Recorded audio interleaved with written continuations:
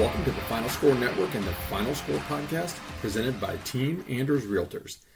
I'm Andy. He's former NCAA student athlete and co-host. Ryan, jam, two-hand monster flush, off the inbound. Ryan, gam, slam, jam. Subscribe to us on Podbean, the Apple Podcast Store, Spotify, or anywhere you get your podcasts. Follow us on Twitter at TheFinalScore35 and TikTok at AGSpartanFan35. Oh, and one more note before we get started.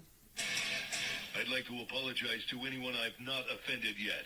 Please be patient. I'll get to you shortly. Ladies and gentlemen, it's finally here. March Madness is upon us. Coming to you a day later than we said we would. Sorry about that, but it's okay. First four last night.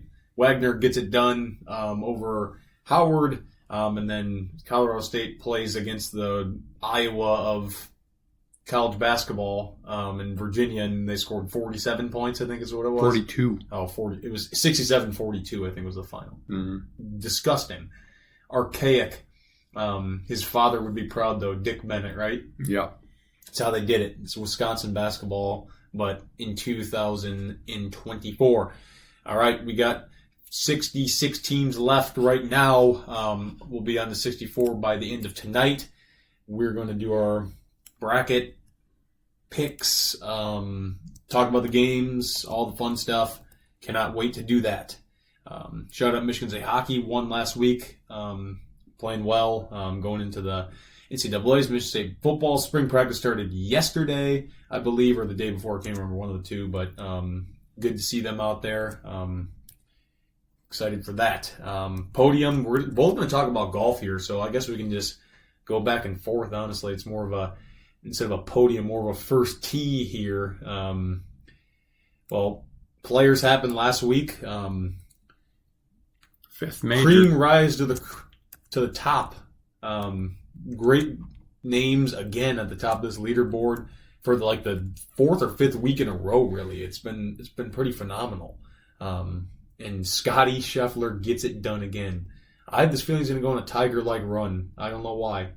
I mean, he's won 8 times, and you don't realize it because he acts and he looks older than he's 27 years old. He's young. And I look at this and I say, who needs LIV? I mean, Wyndham Clark has quickly become a great chaser. Big name that's in there. I mean, he's got 3 big wins already. He's second place the last 2 weeks. Brian Harmon has a major. He was right there in contention, always plays well at the Players. Xander Schauffele, I think it was like his 15th ever runner-up. He's always the bridesmaid, never the bride. He's been so close. Sputtered a little bit down the stretch. You know, he had a very good birdie opportunity on 17 and he missed it.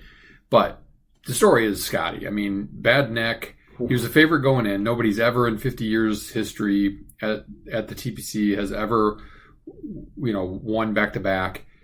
He had all these things going against him. He's, seeing a, physiotherapist to help his neck. He, something that's happened a couple times to him. Could hardly bring the club up above his shoulder, he said, on Friday. Got a little bit better Saturday. Sunday, he looked like he had no pain. It's funny, Brandel Chambly, whether you love him or hate him, I was watching on Sunday in the morning, and he's like, look, I think everybody's saying 20, 21, 22 is going to win. And he's like, I'm not saying that 20 is not going to win, but he's like, who's to say that this is just a Clark and Schauffele race? He's like, I said Scheffler could win it to begin with. And he's like, and I think he can go out and shoot a 64 today, post 20, and that might be enough. And sure enough, he did right it. On cue. He shot a 64 and posted 20, and he won. And I mean, in dramatic fashion too, because Clark, he struggled a little bit and then all of a sudden woke up and went birdie, and really should have probably gone eagle on 16. He just didn't hit it hard enough, but hit a magnificent shot on 17 and hit 2 great shots on 18. And his putt was 3/4 of the way down and a horseshoed out. We've all had those moments, and it was, tough for him because I think Clark, especially if you watch the Netflix series Full Swing, he's become, super likable the more you get to know him.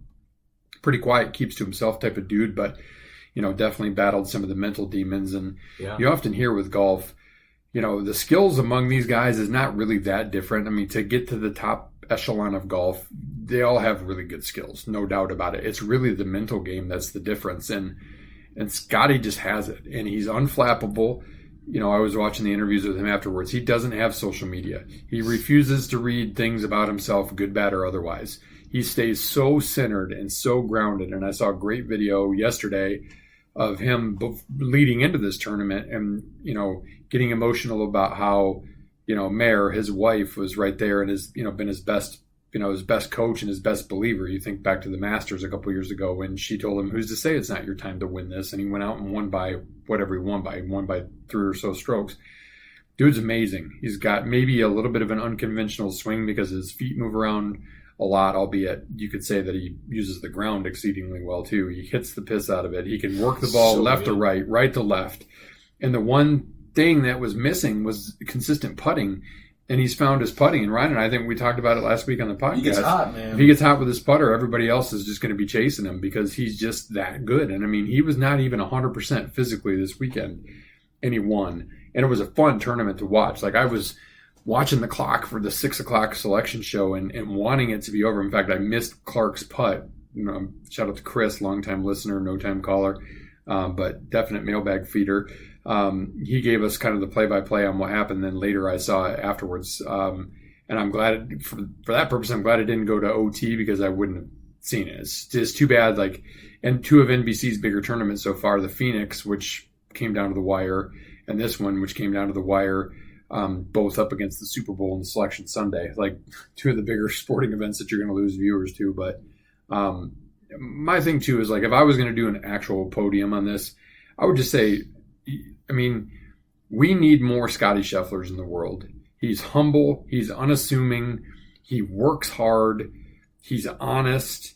He's not chasing the buck. He wants the glory of the wins, and he doesn't, he's just not I read a great article in Golf Magazine, I think it was Monday.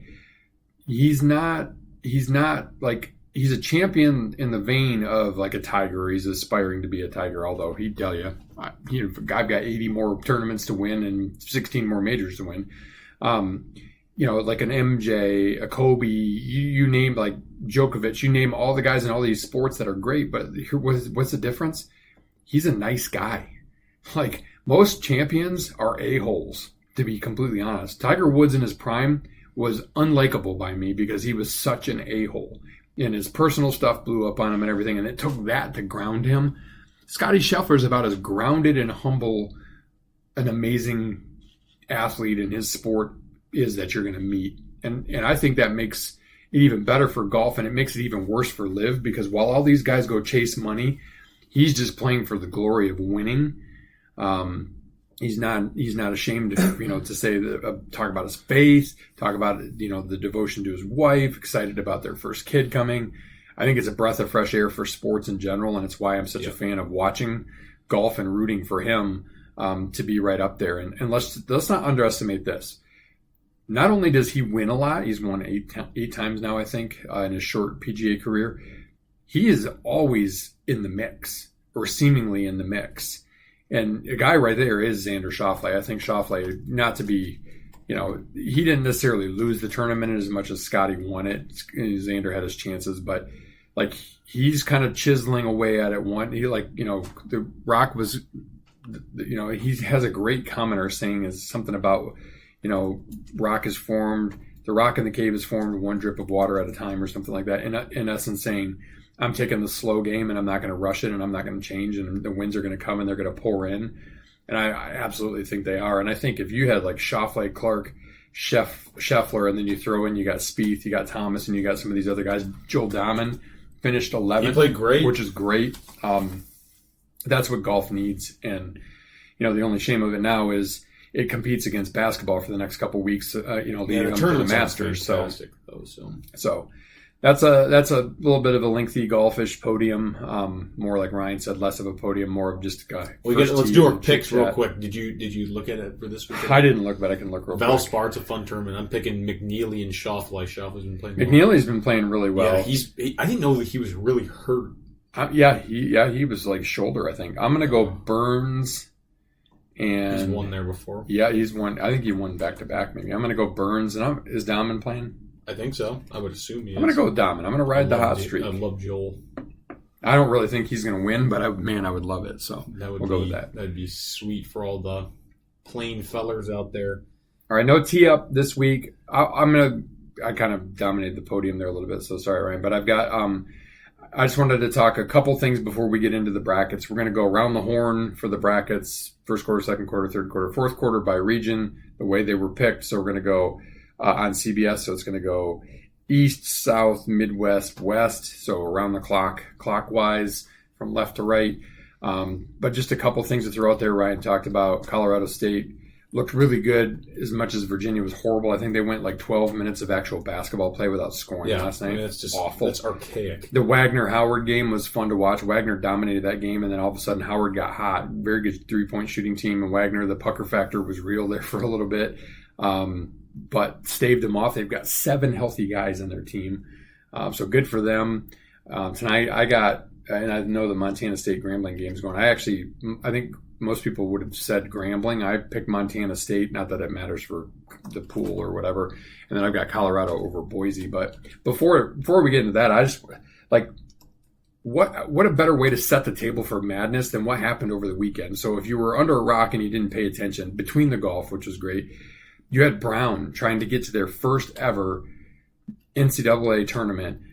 Like the 4 seed in the Ivy, they knocked off a great Princeton team, a 3-loss Princeton team in the semis, and then they were leading. I kept kind of checking the score, leading most of the time against Yale. They were up 6 with a minute and change to go, and I said to Kristen, I said to Mom, watch this. Brown, because the Brown fans could feel it, right? Like we've all been there. Like they're going to lose by 1 at the buzzer. And sure, she's like, how? They're up 6. I'm like, just watch. They'll miss a free throw. They'll miss a free throw here or there. Yale will do the right things. They won't make any huge plays. They had some dude that made a couple unconscious shots, but sure enough, they score at the buzzer. And I felt horrible for Brown, but maybe not as bad as I felt for Kent State, who hits a shot with like 4.8 seconds to go to take the lead as I think a further down, like maybe a 6 seed or something in the MAC championship.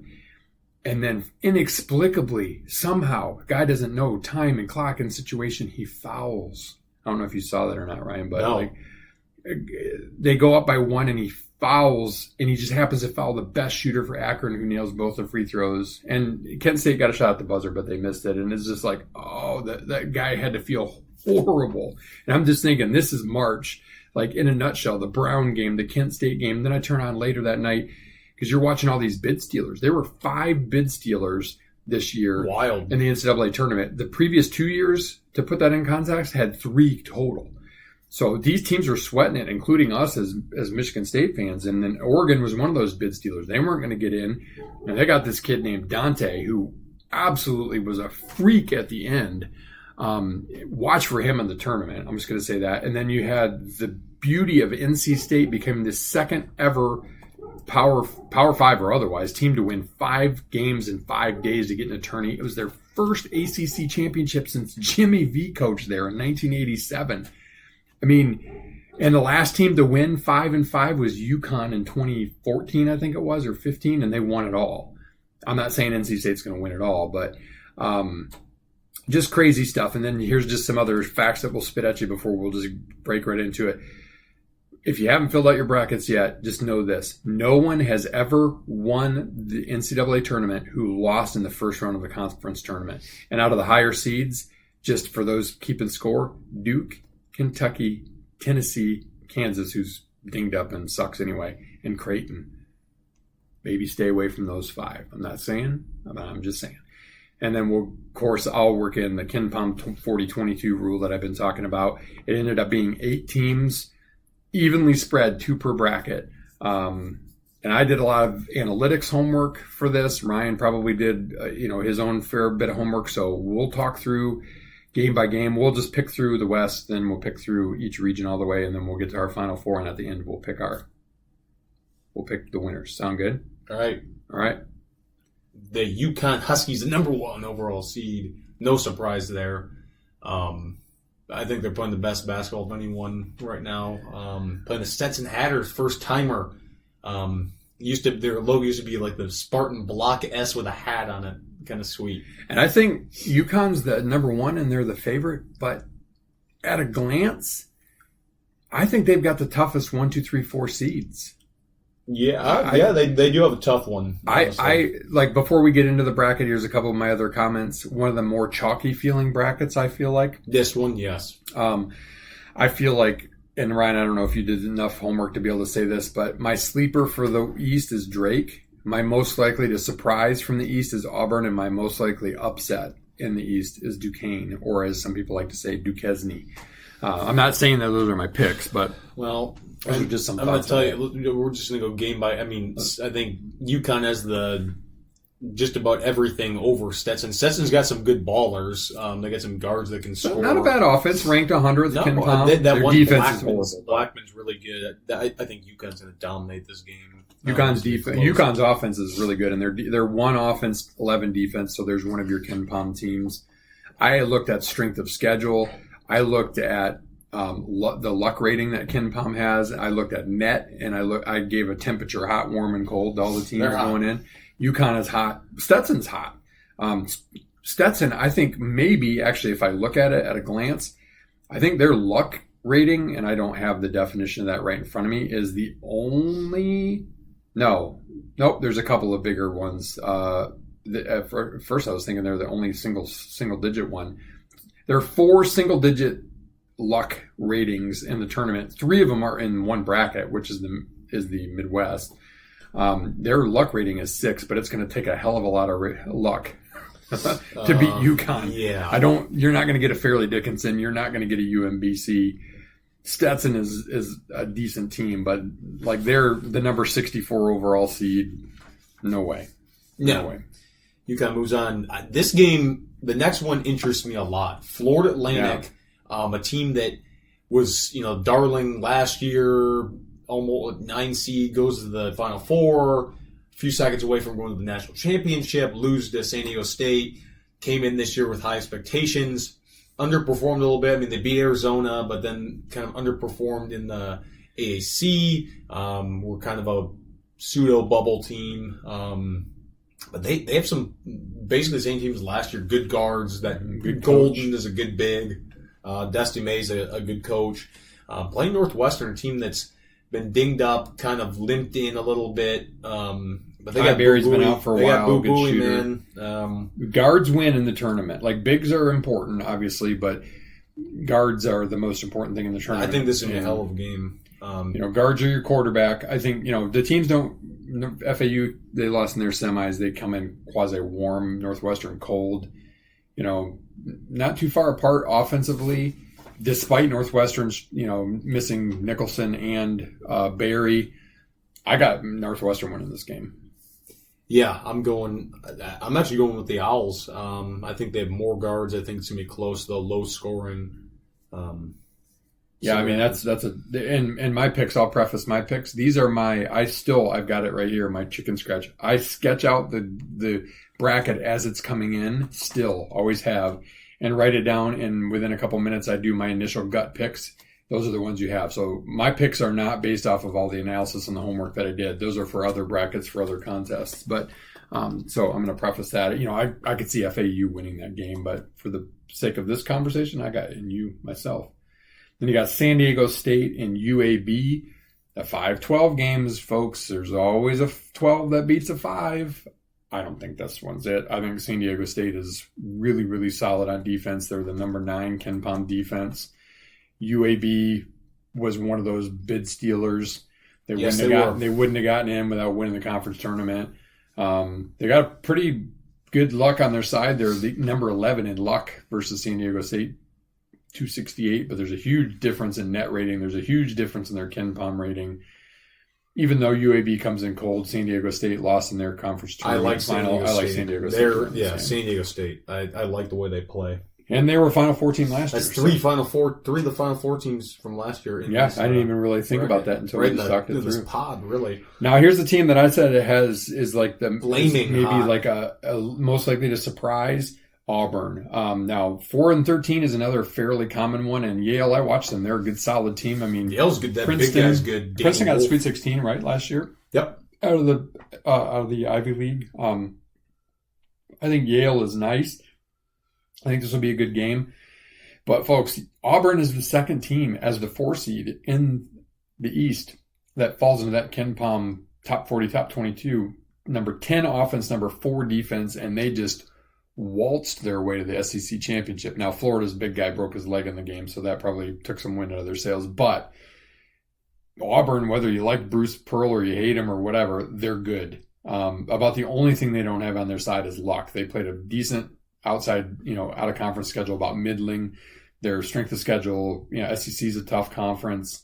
They come in hot. I mean, obviously Yale comes in hot too, but, would it surprise me if Yale wins? No, but there's no way Auburn's going to win this game.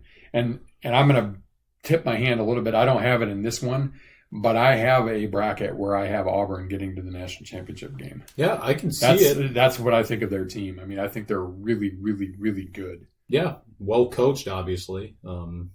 I think Auburn wins this. That Johnny Broom, that's a guy to watch. That dude's he's an animal. He can play, man. All right, that's those 2 right there. And then you got BYU and the Cougs and the Dukes. BYU's all old and married. Yeah, they're all white, basically. Like they are a very good offensive team and a pretty sneakily good defensive team. Like Duquesne is a great story. First time, I think, in the tournament in 46 years. Coaches retiring. Coaches retiring. That's a potential upset. BYU, I think, is maybe even a little underseeded at 6. I think they could have been more like a 4 or a 5, to be honest, from what I've seen. Every time I kind of looked up at the Big 12, they were beating somebody that I thought no way they should beat. I think they end up winning this game. Yeah, I think so too. I can see Duquesne giving them a run, though. In a pretty chalky bracket, I said Duquesne might be the team that has the best opportunity to upset. I don't see it happening. Yeah. What's the next one? The next one is Illinois and Morehead State. Illinois is hot. Yeah, Illinois is Morehead's not white bad. hot right now. We watched them play Indiana earlier this season. Here's the thing is Illinois not only has 2 really good guards, they've got a 1-2 punch of guys that are really playing well in Damask and Shannon. And then you can guard all 5 positions on the floor and switch all 5 positions when you got Hawkins in there. Dange's been playing really, really well. Illinois this surprised me, Ryan. I don't remember the year. They haven't made it to the second weekend since like 2006. Really? So it's like D. Brown's senior year? Yeah, right. Like right after they went to the Final Four. I was kind of shocked by that. Yeah. But I mean, I guess it makes sense. But, I have Illinois winning this game. I don't particularly think it's going to be close. Here's probably my one upset. I mean, I guess Northwestern was technically an upset as a 9 over an 8. I got Drake over Washington State. Me too. I think the Pac-12 is trash. Now the Pac-2 is pretty weak. Washington State is a pretty decent team, but we watched Drake beat Indiana State. Good. Drake is experienced. They're Tucker DeVries. That's a guy to watch. They got size. Yeah, and they got goodness. Shooters. They're a nice basketball team. The only thing I don't ever like about the Missouri Valley is they play their tournament so far in advance. Yeah, so they're off for 2 weeks. You're going to lose it a little bit. But Washington State also. I think they got to the semis of the Pac-12. Like trash Pac-12. But hey, you can also look at it like this: they get a chance to rest up and get healthy too. I'm going Drake. I like Drake there. Yep, I think we both picked. If I remember correctly, last year Drake was playing like Indiana, maybe. No, it wasn't Indiana. They almost won. I think they were a 12 seed last year. They almost won. Kind of funny. All right, next game, last one of this region here, Iowa State versus South Dakota State. South Dakota State's not really a bad. No, they're okay. Guess where T.J. Otzelberger coached? South Dakota State. Yeah, I mean, I think the NCAA has a way, the selection committee, of putting some of these things together, which are kind of interesting. Like Ryan said, UConn, FAU, San Diego State, 3 of the Final 4, like right there in the first couple games that we talked about. I would not be surprised if South Dakota State makes this a game, but I think at the end of the day, Iowa State's pretty solid. Iowa State is a very solid team. Excellent. Number 1 defense, Ken Palm, 55 offense. They're a very good team. Honestly, they probably would have been a number 1 seed if they had a better strength of schedule. Their out of conference strength of schedule was 351 out of 363 teams. That's why they're not on the 1 line, because they would have been a 1 seed had they played a 50% better out of conference schedule. Your strength of schedule in the conference ends up being what your conference is, which was really good for the Big 12, but their out of conference absolutely killed them at 351. South Dakota State, obviously being a smaller school, have played a much tougher out of conference. They're number 105. I think they'll keep this a game, but I think Iowa State wins. Yeah, I'm going Iowa State as well. So then we got second round. You got UConn, FAU. I got UConn Northwestern. I'm going UConn. UConn to the Sweet 16. Then I have SDSU Auburn. I'm going SDSU. And I'm going Auburn. BYU Illinois. I've heard this could be like the game. Like both teams can score like crazy. Fun. BYU 11 offense, Illinois 3 offense. BYU's defense is a little bit better. I'm going Illinois though. Yeah, me too. And then I'm going Iowa State in the Battle of Iowa. Iowa State over Drake in a very close game. Iowa State. And then getting to the Elite 8, the Sweet 16, I've got UConn beating Auburn, and then I've got Illinois beating Iowa State. I'm going Iowa State to beat Illinois and UConn to win, then UConn going to the Final Four. And I've got UConn in the Final Four as well. All right. Moving on to the South region, a little quick bracket breakdown for you. Did about 3 hours worth of homework on Sunday, waiting for Ryan to get back from his trip. Houston, the number 2, second ranked overall number 1 seed, and this bracket feels a little soft. There are blue bloods in 1 through 4, but it just feels a little weaker. Like it's not your typical Duke. It's kind of one of those Kentucky teams that you're like, yeah, but talented, but I don't know. I think it's ripe for upsets early in this bracket. When I look at it, my sleeper is NC State. My most likely to surprise is Wisconsin, but my most likely to upset is James Madison. J-Moo. I know that firsthand.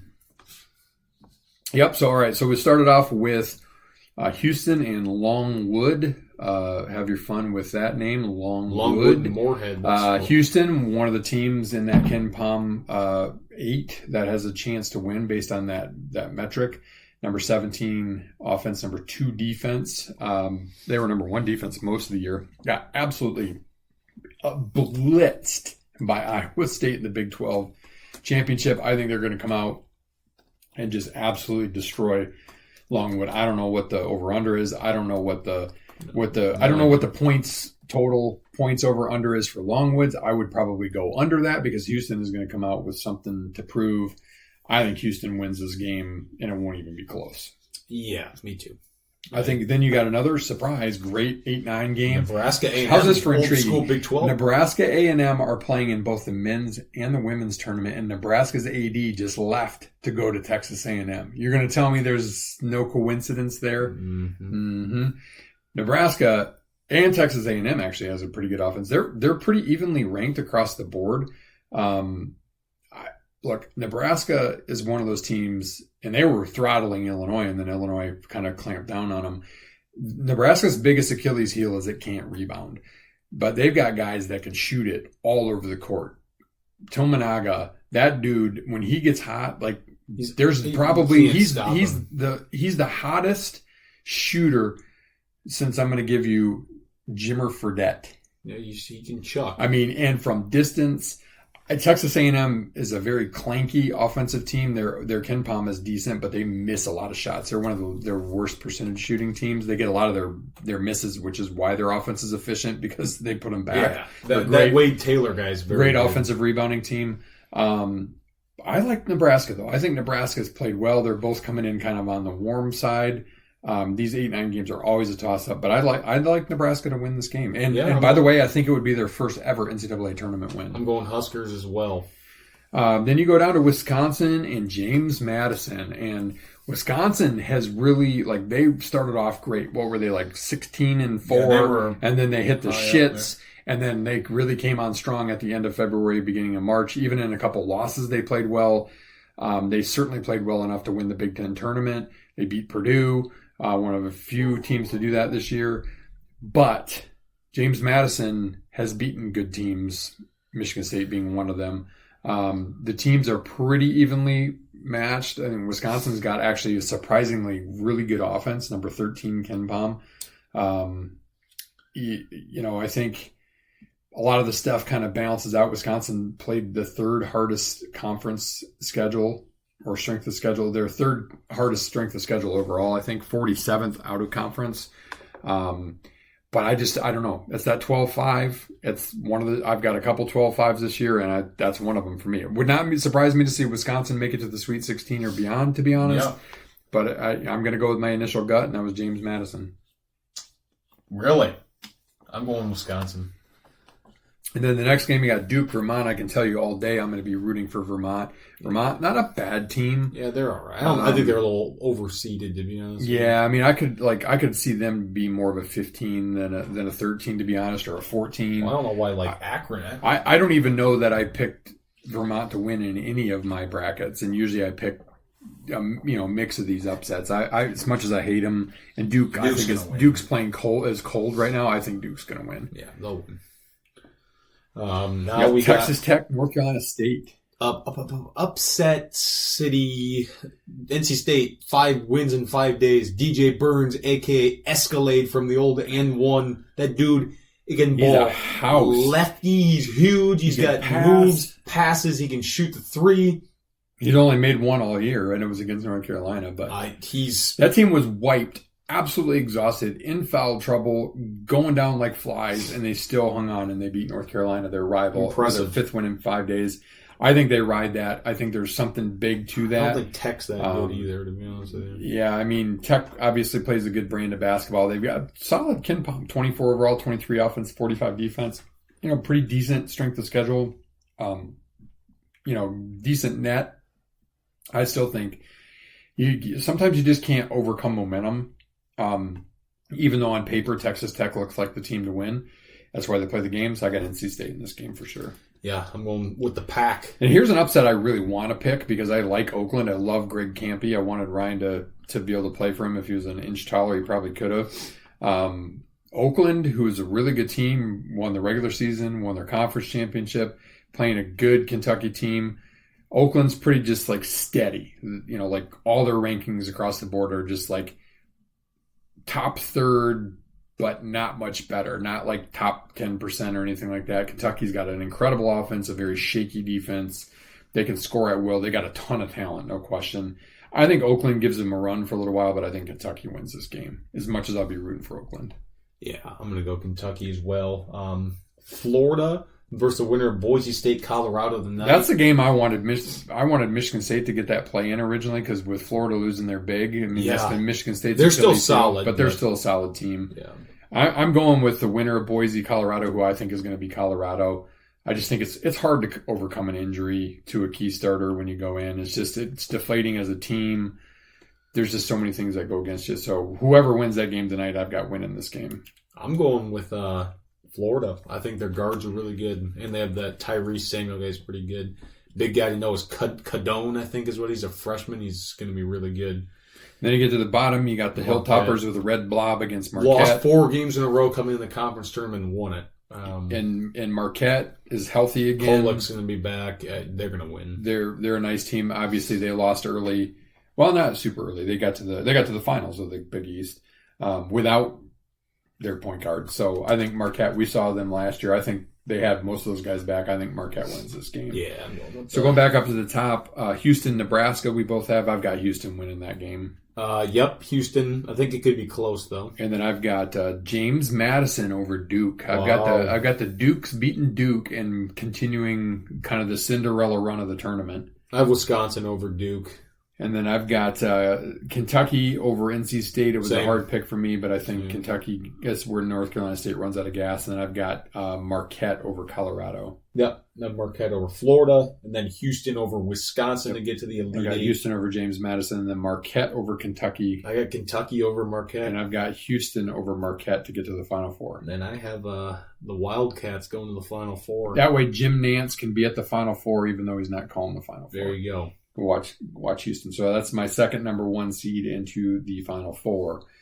All right, moving down to third quarter spot 3, whatever you want to call it. And actually, I forgot to do an ad. The first region was supposed to be sponsored by Norris Sports Group.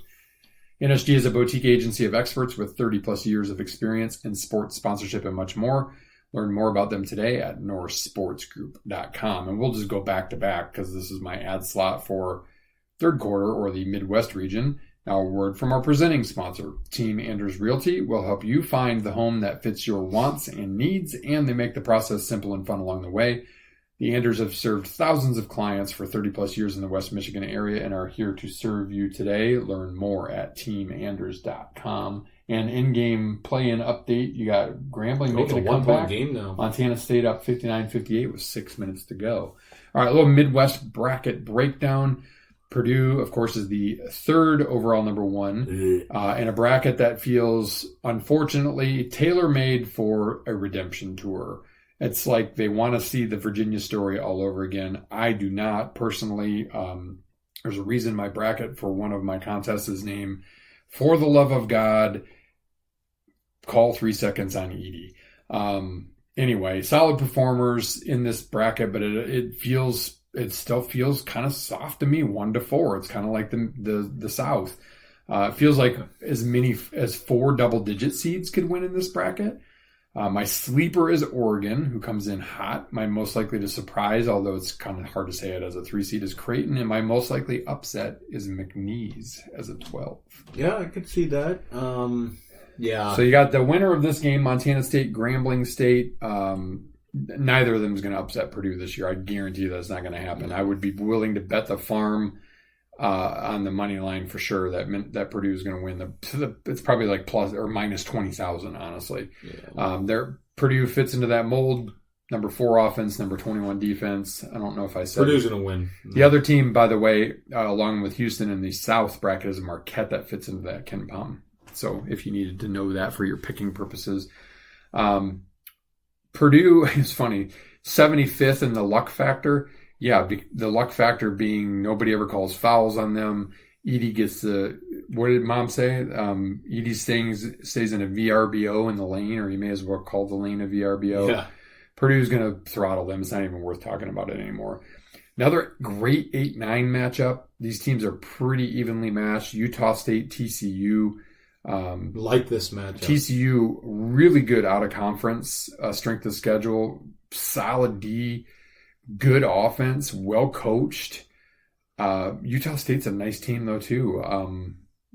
I've got TCU winning. Well coached. Yeah, I'm going with the Horned Frogs. They've experience. Yeah. Going down to the next level.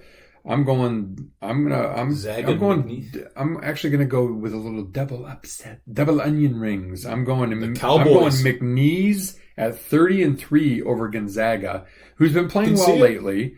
Gonzaga's got a very strong offense and a solid defense, but McNeese for a smaller school has the same. The Fighting Joe Dumars. They come in hot. I think they've certainly played a tough enough schedule to be ready for Gonzaga. I've got McNeese as one of those 12-5 upsets. And then I've got Sanford. Wow. Sanford beating Kansas, who is already down their best player. And Dickinson is questionable. Yeah, shoulder. Tell you what, I would not be surprised if McNeese wins. If I was a betting man, I'd probably say Gonzaga. Then it will be close. McNeese is an experienced. Well, you are a betting man for the purpose of the podcast. Yeah, I guess. I'm going to go Gonzaga. And then I'm going to go Samford, too. I like their style of play. They have a fun offense. They're pretty fast-paced, right? They press. Their coach, Bucky McMillan, he's an up-and-comer. Bucky Ball. Yeah. I love it. Trivia question. Where is Samford? Alabama? Is it Alabama or Florida? It's either Alabama or Georgia, I feel like. Let's see. Yeah, either way. Samford. So we Birmingham, Alabama. Good call. Next, we got South Carolina as the 6th seed against Oregon as the 11th. I got another 11. Oregon's playing really well. I think South Carolina blew their wad early. Yeah, they're very, like, you look across the board, very, very evenly matched. Offense, defense. Oregon's got strength of schedule. Altman's a really good coach. South Carolina is one of the luckier teams in America, number 2 according to Ken Palm. They come in cold. Oregon comes in hot. I'm telling you, watch this Dante kid. That dude looked like Harambe with a face after he did a couple of just dirty dunks against Colorado in the final. And then he had a block shot of a 3 and a save of it. That was like one of the more athletic things I've ever seen a guy his size do. I think Oregon is one of those teams that could make a little bit of a run. So I got Oregon, and then Creighton, Akron. Creighton was so close to the Final Four last year. Akron, obviously, in by way of a brain fart, but still the MAC always has solid teams in the tournament. I feel like the MAC is more deserving probably of a 12 or a 13, honestly, most years than a 14 this year.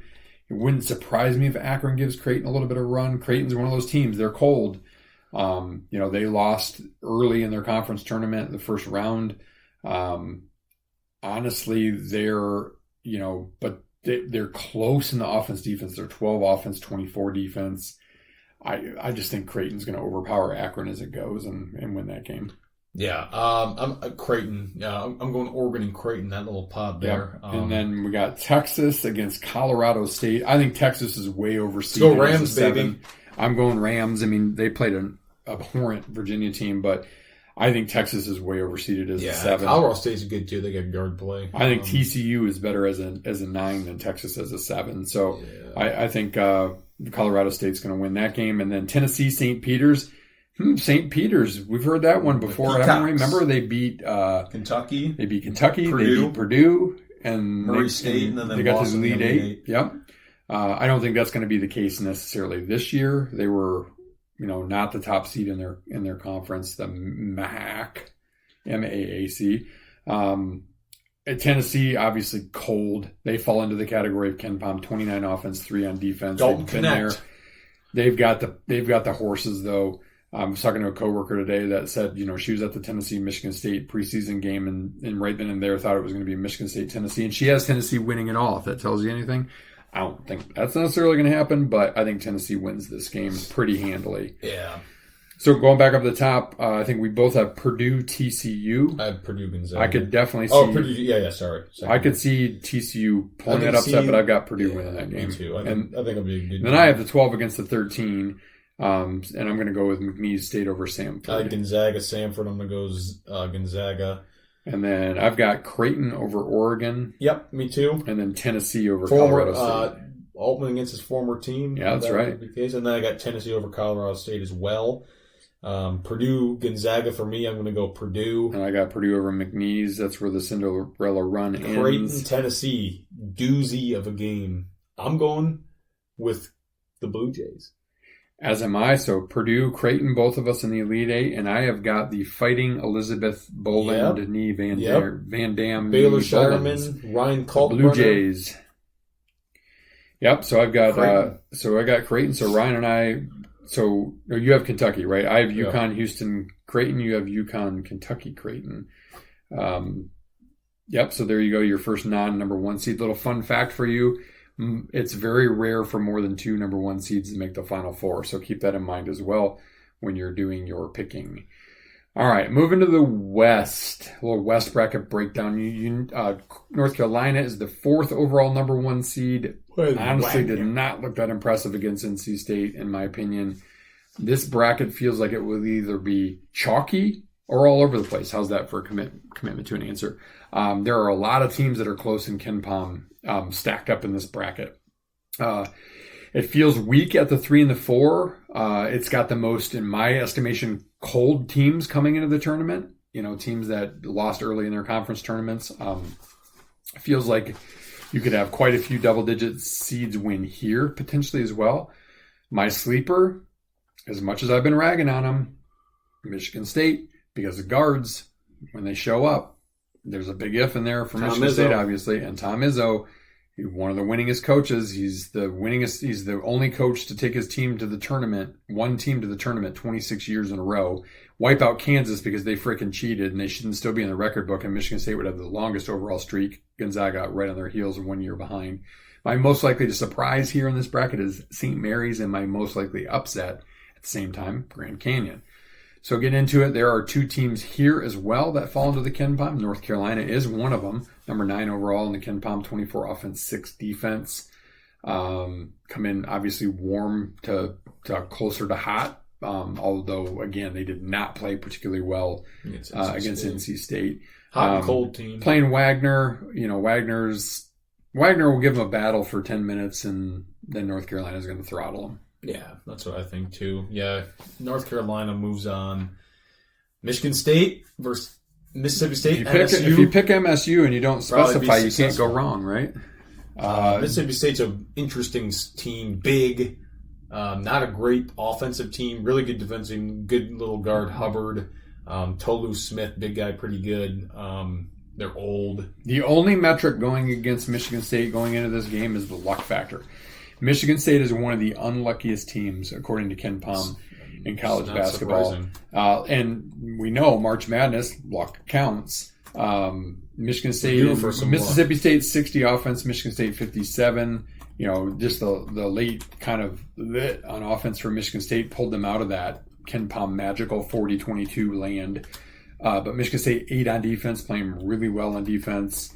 Mississippi State 20th. Michigan State played a much tougher schedule overall and in conference than Mississippi State. Mississippi State lost their last 4 conference games. They had a big win over Tennessee, who they beat in the regular season too, so it might have just been a matchup thing for them. So you want to look at head-to-head. Michigan State didn't play Tennessee in the regular season, and certainly when they were playing crappily, but they played a really epic preseason game. Yeah. Michigan State's got pretty much everything else going for them. I just think at this time, coaching experience, it matters. As much as I still hate and will always hate and say he's my least favorite Michigan State player ever, Hogard. Does he wake up like he did last year? I have this. Tyson is healthy, and Tyson played well, I thought, in the Big Ten tournament. I think the X factor is Akins. He's got to get out of his own head. He can shoot. He can score. He played great defense against Purdue. Even if he's not scoring early, he's got to be engaged on the defensive end for Michigan State to have success. I think if you get the Mahdi that played against Purdue, that could just give you something. You want to know why I think they played like that? Because he's fasting for Ramadan. He started fasting on the 11th, and he played better in those 2 games. Really interesting. Very odd. Yeah, very odd. So there's a lot of what ifs. I mean, Michigan State could get bounced by 10 points. They're not going to get blown out. I'll tell you that much. No. I would bet on that. They haven't been blown out all year. They haven't. Wisconsin beat them by the most this year, and I think it was 14. That was on the road. But I think Michigan State they're a little bit more tournament tested. I think they're better coached. They're going to be better prepared. I think maybe the seniors wake up a little bit.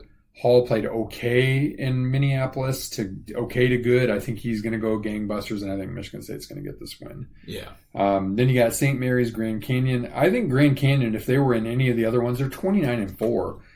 Look, the 63 offense, 51 defense. They're a good, solid team. Good team. I just think St. Mary's is just too. They're savvy. They're vet. They're 45 offense, 16 defense.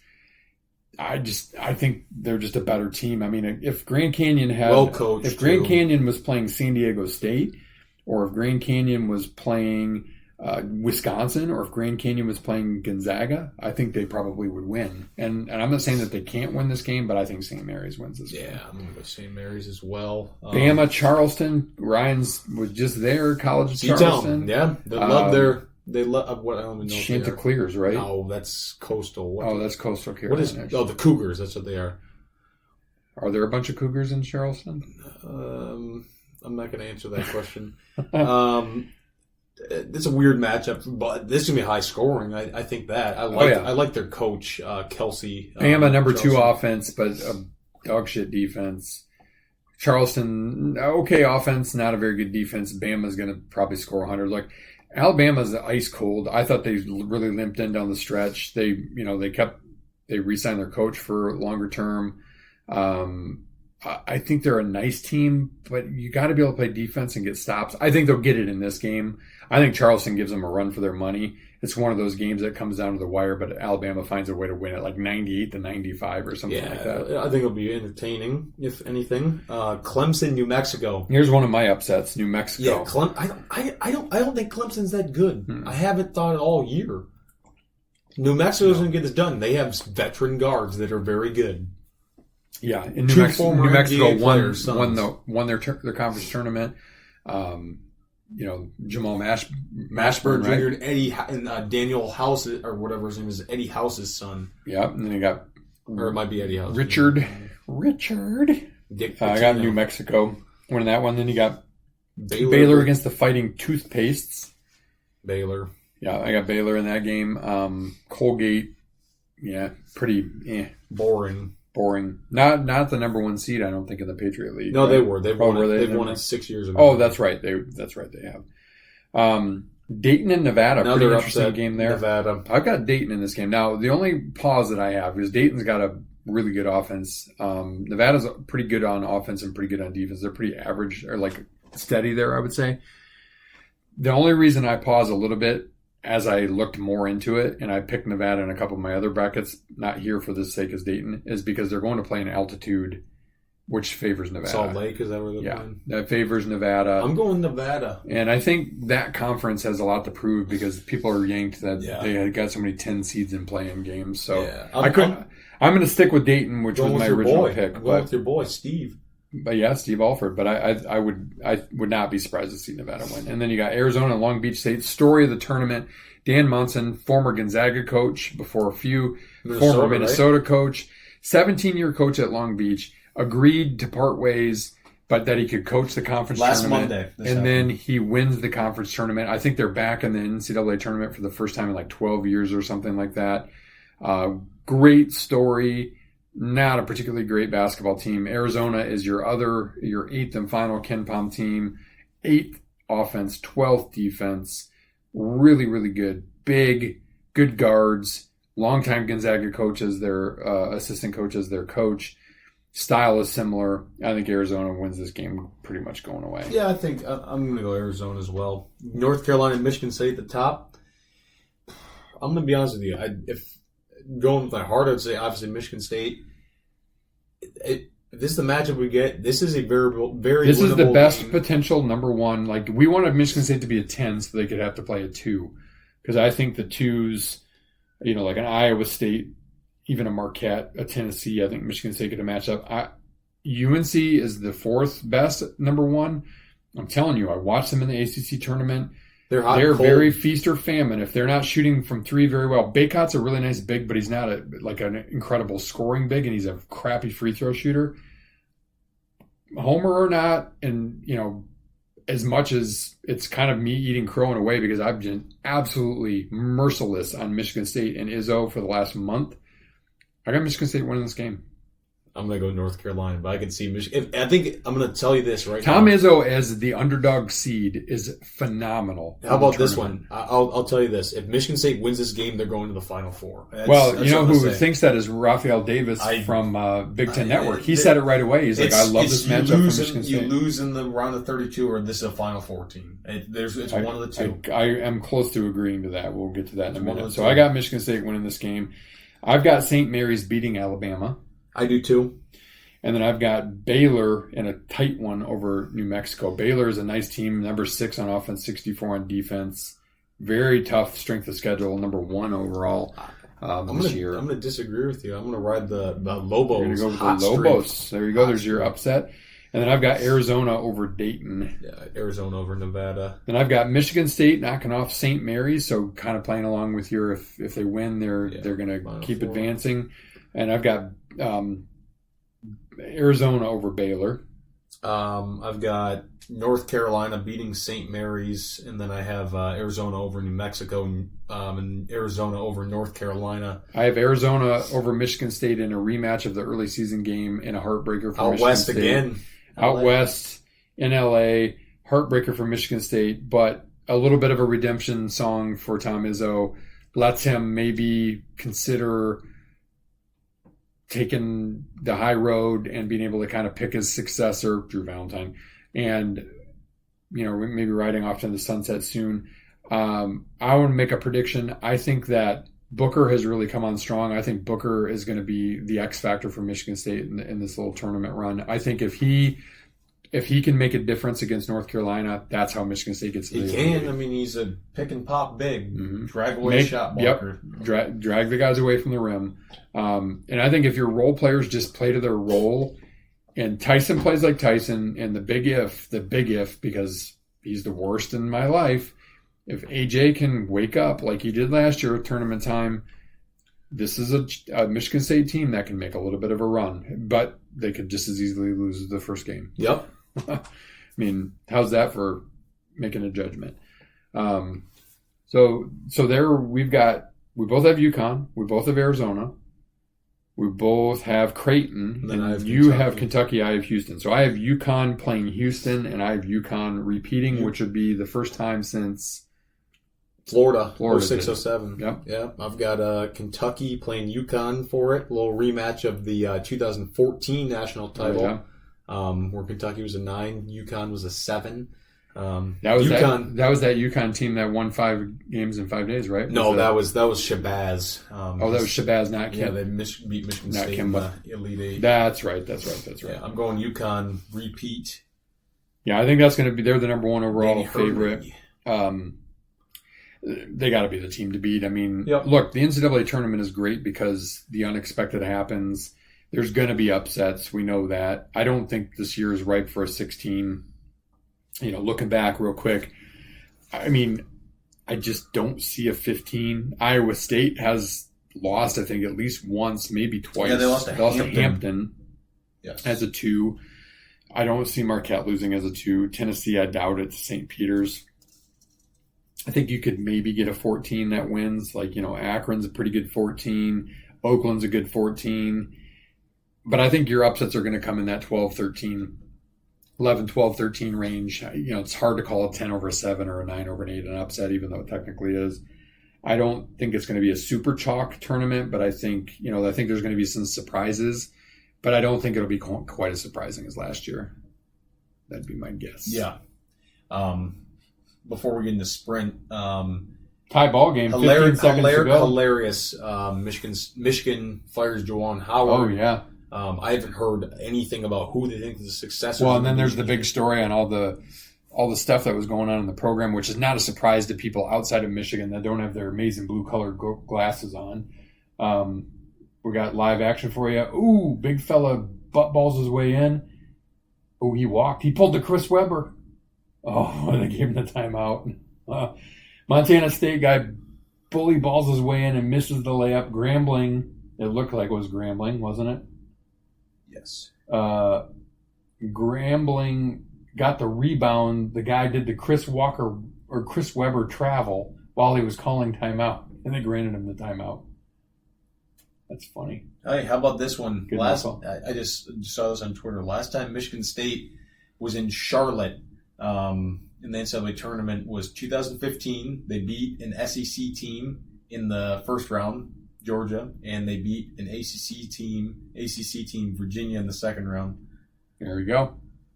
Omen's history, How right? about that? But back to the Michigan thing real quick. I mean, there was a lot of smoke there. We saw it. We've seen it dating back to Howard punching a coach on national TV. But he went after Mark Turgeon during COVID. Yeah, abusive culture.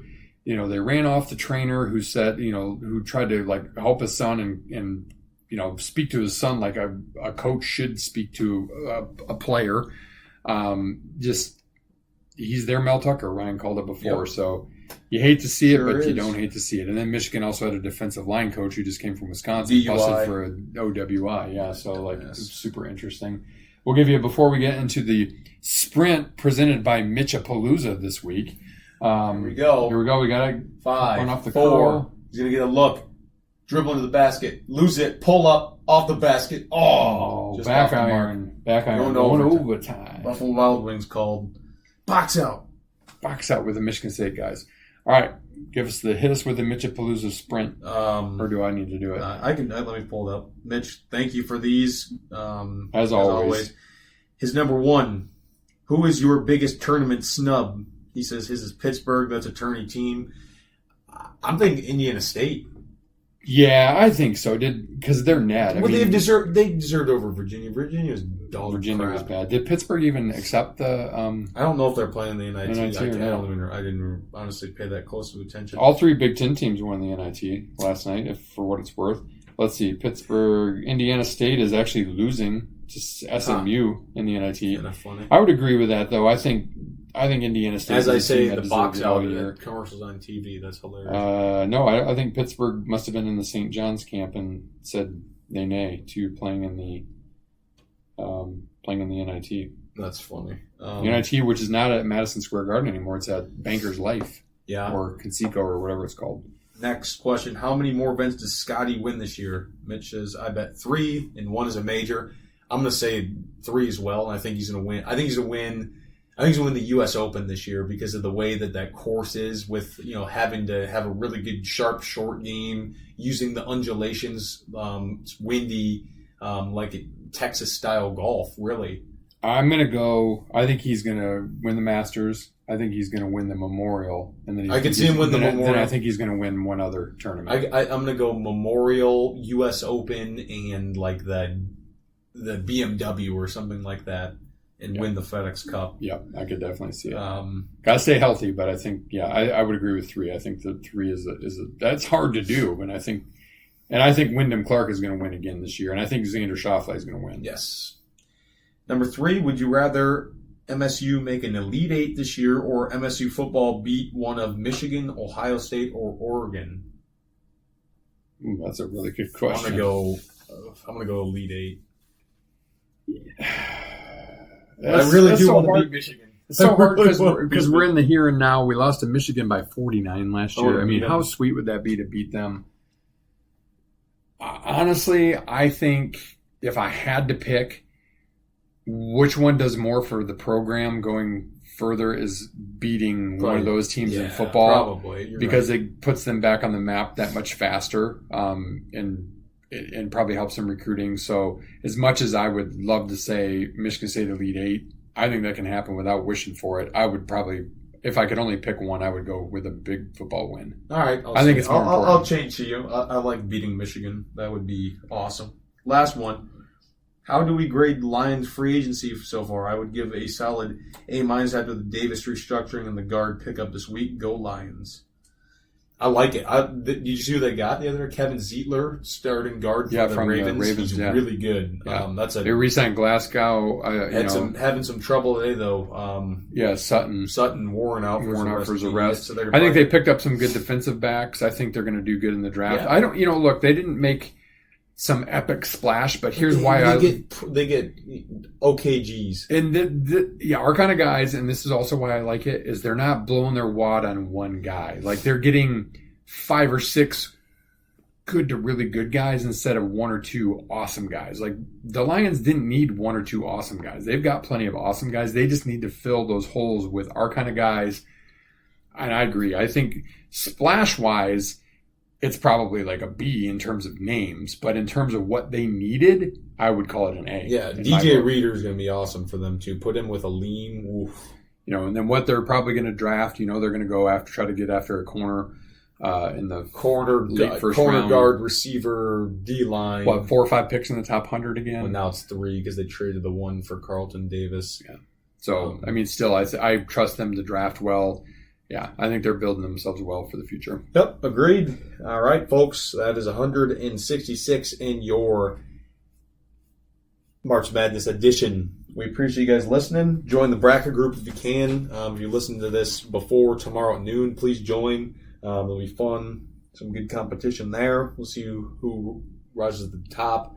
Shout out to Emily on my team at work. She won it last year. She's the defending champion. Have a lot of fun. This is the best 4 days in sports. So much basketball to be watched. What is it? 48 games total in the next 4 days. Yeah, it's going to be phenomenal. Having a wonderful time. In meantime, as Pele once said, the more difficult the victory, the greater the happiness in winning.